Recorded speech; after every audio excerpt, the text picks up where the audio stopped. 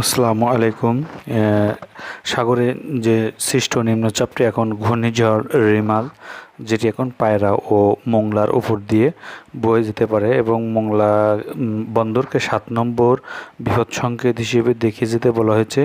এটি আসলে আয়লা বা আমফান থেকেও আসলে অনেক ধ্বংসাত্মক হতে পারে।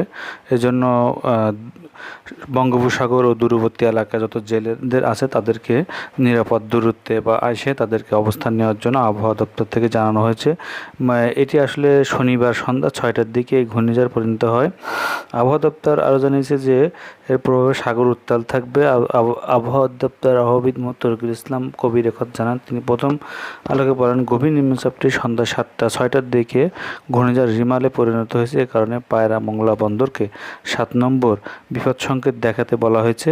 এছাড়া চট্টগ্রাম কক্সবাজারকে 6 নম্বর বিপদ সংকেত দেখিতে বলা হয়েছে। এদিকে আমরা ম্যাপিং এসে দেখতে পাচ্ছি যে গুগল দেখতে পাচ্ছি যে আসলে রিমাল বাংলাদেশ, কলকাতা, চট্টগ্রাম, মায়ানমারের সিটওয়ে এর খুব কাছাকাছি অবস্থান করতেছে এবং এটি যে কোনো সময় আছড়ে পড়তে পারে। তবে আবহাওয়াবিদরা বলছে এটি সম্ভবত রবিবার দিন যে কোনো সময় আছড়ে পড়তে পারে এবং এটি আমরা উইন্ডিতে দেখতে পাচ্ছি যে এটা আসলে খুব কাছাকাছি চলে আসছে। ভুবনেশ্বর, তারপর চিটাগাং, কক্সবাজার এবং বার্মা মেনলি দেখা যাচ্ছে এটি সুন্দরবন এবং চিটাগাংয়ের উপর দিয়ে এটি কলকাতার দিকে ধেয়ে যাবে বলে মনে হয়।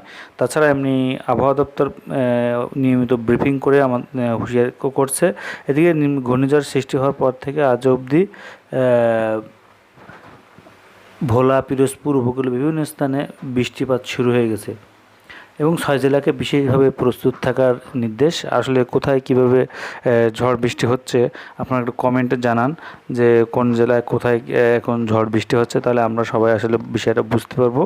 এবং আরেকটা বিষয় হচ্ছে, এখানে দেখতে পাচ্ছি যে প্রস্তুতি একটা সভা হয়েছে বাংলাদেশে, যেখানে কিনা 15 বছরে ঘূর্ণিঝড় সব দুর্যোগের নিবিড় পর্যবেক্ষণ ও নির্দেশনায় আমরা যথাসময়ে প্রস্তুতি নিয়ে মানুষের দুর্দশা লাঘব ও জীবন সম্পদের ক্ষতি কমাতে সক্ষম হয়েছি।